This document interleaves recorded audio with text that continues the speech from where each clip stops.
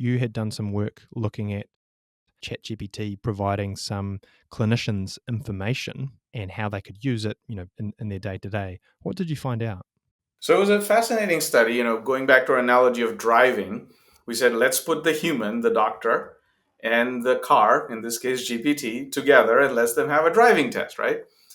And so we had a couple of questions that had come up as part of actually the Green Button project that we talked about, where we had answered them using data, using some statistical analysis. So we had what we thought was a good answer or a reference answer, maybe not the truth, but a reference answer.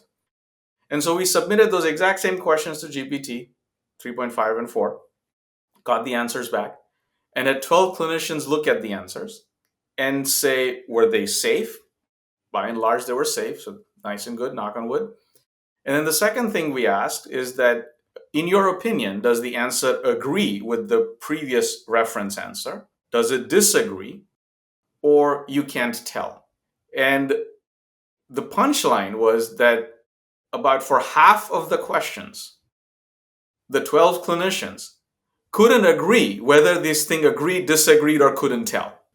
And so it's like, all right, let's not even worry about what the agreement rate was.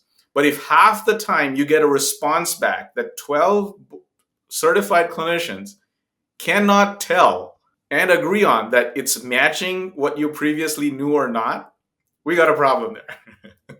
And I think what you're highlighting is with these tools, in some sense, they're going to make us ask some really pointed questions of how we've worked before.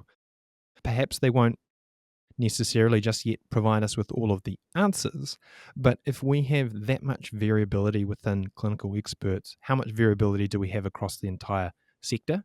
And if we have that variability, what are we going to do about it? And perhaps these tools can facilitate some of that improvement, but perhaps it asks us, how do we do exams? How do we assess competence? How do we ensure quality and safety?